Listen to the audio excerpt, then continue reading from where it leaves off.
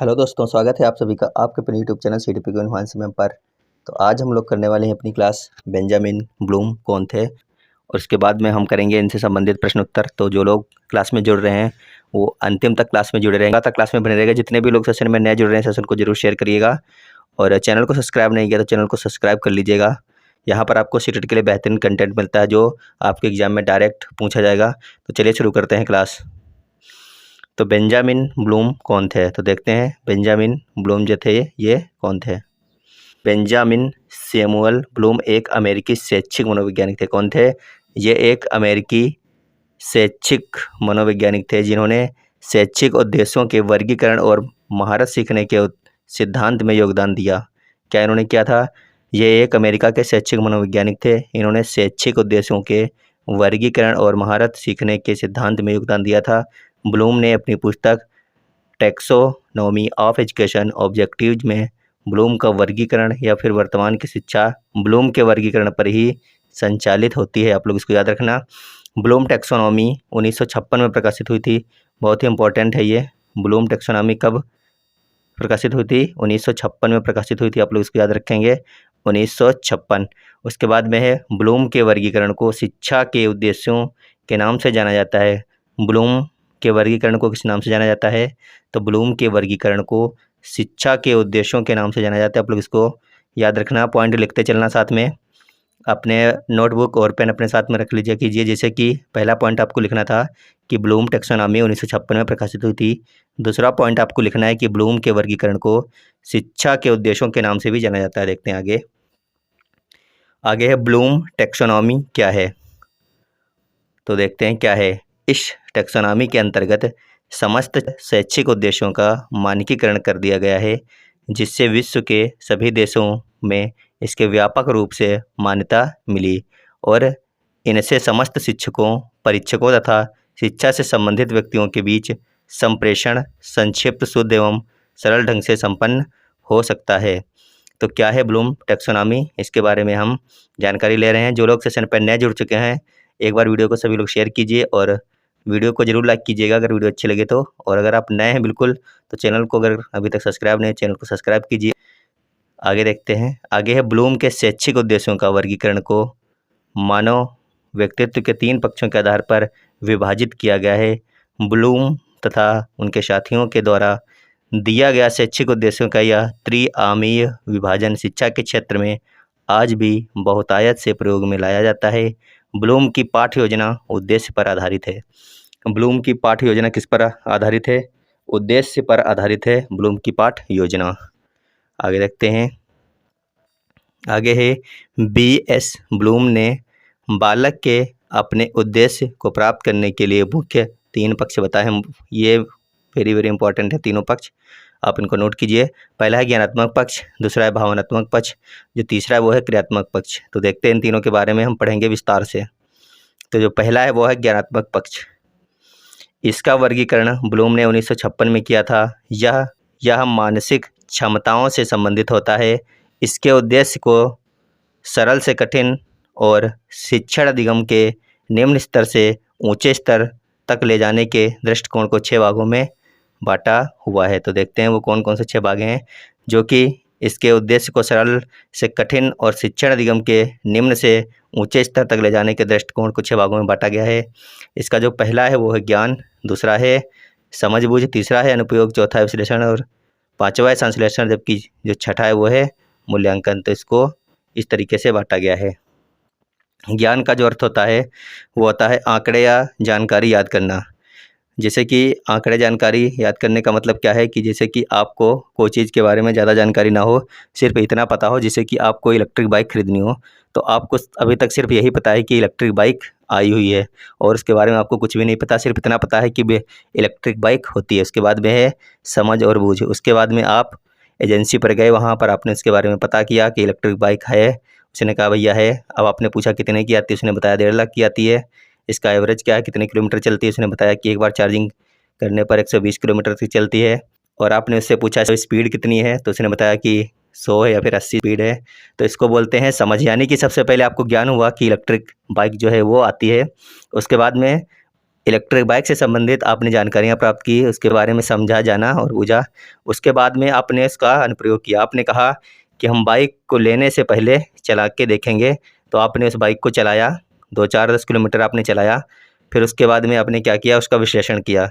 जब आपने उस बाइक को चलाया, बाद में क्या हुआ, आपने उसका विश्लेषण किया कि इसमें जो है वो कौन-कौन सी चीज़ें जो हैं अच्छी थीं और कौन-कौन सी चीज़ें जो थीं ऐसी थीं कि जिनको अच्छा नहीं कहा जा सकता है। मान लीजिए आपको अच्छा लगा इसमें कि इस बाइक में एक अच्छा ये है कि इसमें बार-बार पेट्रोल डलवाने का खर्चा नहीं होता है, सर्विस चार्ज भी सस्ता होता है। लेकिन इसके जो दूसरे जो मतलब कि पॉइंट हैं वो ये हैं कि ये काफ़ी महंगी गाड़ी है और चार्जिंग की दिक्कत आ सकती है। मान लो आपको दूर जाना है और 80 किलोमीटर के बाद में आपकी बाइक खड़ी हो गई, तो आपको वहाँ पर कैसे का आप मतलब चार्ज करोगे, ये दिक्कत आपके सामने आ सकती है। फिर उसके बाद में विश्लेषण हो गया, उसके बाद में आपने संश्लेषण किया। फिर इसके बाद में आपने इसके अच्छे और बुरे दोनों तत्वों को, चलिए जो भी कुछ है, अच्छाई और बुरा जो भी है, अंत में आपने सोचा कि कुल मिलाकर के बाइक अच्छी है और हमने इसके बारे में गहन विश्लेषण या फिर संश्लेषण कर लिया है। और जो अच्छाइयाँ थी और इनकी जो बुराइयाँ थी उनके ऊपर काफ़ी जोर दे के आपने विश्लेषण कर लिया है या फिर संश्लेषण कर लिया है। उसके बाद में मूल्यांकन होता है कि हाँ चलिए कुल मिलाकर के बाइक अच्छी है और हमें ये बाइक चाहिए।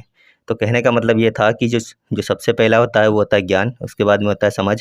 किसी चीज़ के बारे में सबसे पहले आपको पता चला, फिर आपने उस चीज़ के बारे में समझा, फिर आपने उसका उपयोग किया, फिर आपने उसका विश्लेषण किया, फिर आपने उसका संश्लेषण किया, फिर उसके बाद में आपने उसका मूल्यांकन कर दिया कि ये चीज़ अच्छी है या फिर नहीं अच्छी है। तो ये 6 के 6 जो हैं, पहला ज्ञानात्मक पक्ष था। इसको 6 भागों में जो बाँटा गया था, उसके ये 6 भाग हैं। अब इनके बारे में विस्तार से पढ़ेंगे। पहला था ज्ञान। इसमें बच्चों को आंकड़े जानकारी को याद करना या फिर प्रत्यस्मरण आदि कराने का प्रयास किया जाता है। दूसरा है बोध। बोध का मतलब है इसमें बच्चे को जो ज्ञान कराया जाता है उसकी समझ विकसित की जाती है, जैसे अर्थ को समझना या फिर समझाना, समस्याओं की व्याख्या कराना आदि जो होता है इसमें होता है। आगे देखते हैं। आगे है अनुप्रयोग। इसमें आत्मसात किए गए ज्ञान को परिस्थितियों के अनुसार प्रयोग किया जाता है, जैसे जांच करना, गणना करना, प्रतिष्ठित करना आदि। उसके बाद में है विश्लेषण। इसमें आत्मसात किए हुए ज्ञान को भिन्न भिन्न भागों में अलग अलग करने की क्षमता होती है ताकि उसके तथ्यों निष्कर्षों को समझा जा सके, ये होता है विश्लेषण। उसके बाद में है संश्लेषण।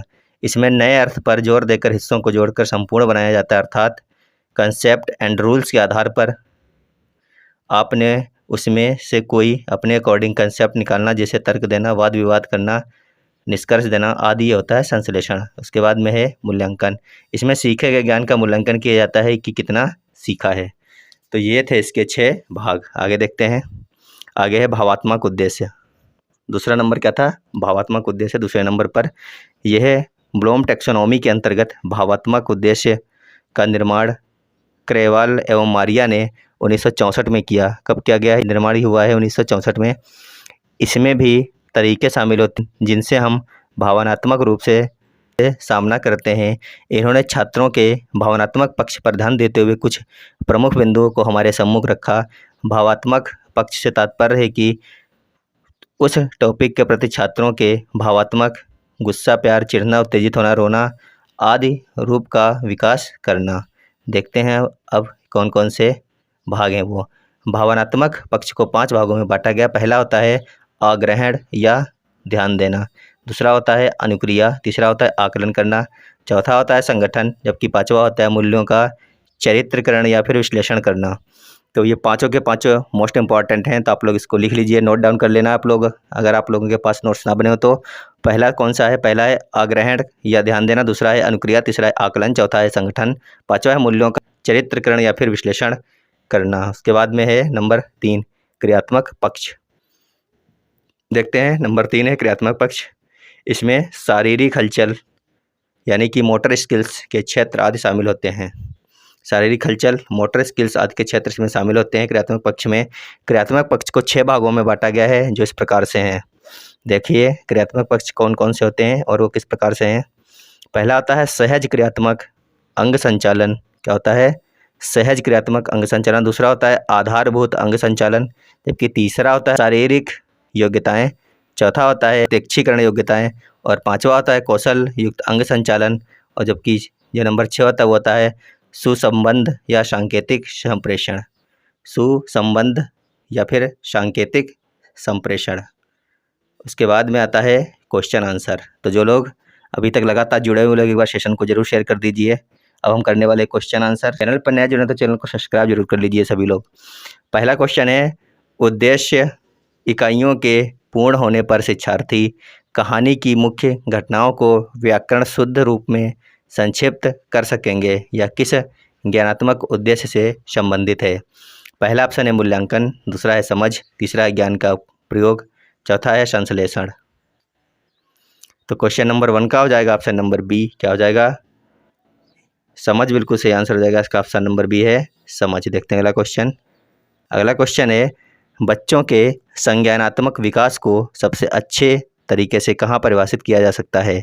बच्चों के संज्ञानात्मक विकास को सबसे अच्छे तरीके से कहाँ परिभाषित किया जा सकता है।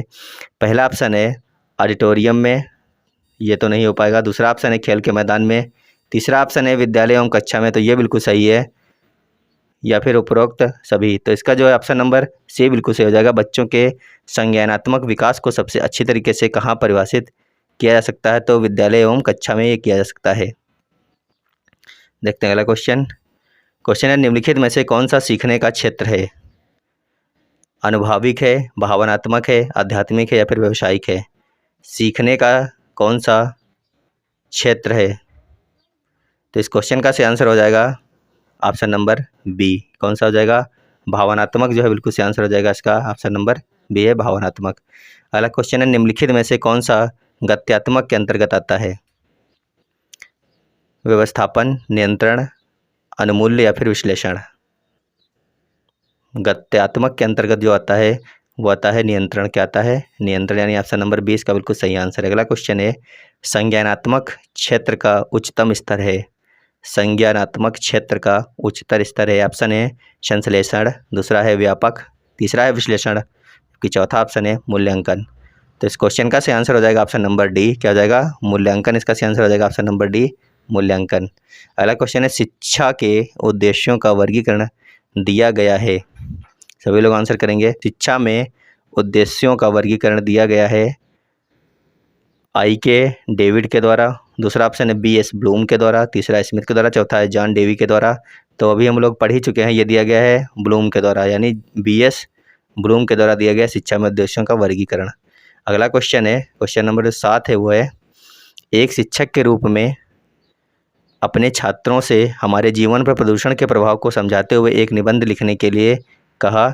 इस कार्यभार से ब्लूम के वर्गीकरण के कौन से संज्ञानात्मक स्तर की व्याख्या की गई है। पहला ऑप्शन है ज्ञान के, दूसरा है समझ के, तीसरा है संप्रयोग के, जबकि चौथा ऑप्शन है विश्लेषण के। तो इस क्वेश्चन का ऑप्शन नंबर सी बिल्कुल सही, इसमें किया गया है संप्रयोग। क्या किया गया है, संप्रयोग। अगला क्वेश्चन है, बालक सोचने विचारने के बाद सही निर्णय ले सकता है या किस प्रकार का उद्देश्य है। बालक सोचने विचारने के बाद सही निर्णय ले सकता है या किस प्रकार का उद्देश्य है। अभिरुचि है, कौशल है, अवबोध या फिर मूल्यांकन है। तो इसका हो जाएगा ऑप्शन नंबर डी, या है मूल्यांकन। ऑप्शन नंबर डी बिल्कुल सही है, मूल्यांकन। अगला क्वेश्चन है, ब्लूम की वर्गीकी के 3 ज्ञान क्षेत्र हैं। सभी लोगों को बताना है कि ब्लूम की वर्गीकी के 3 ज्ञान क्षेत्र कौन कौन से हैं।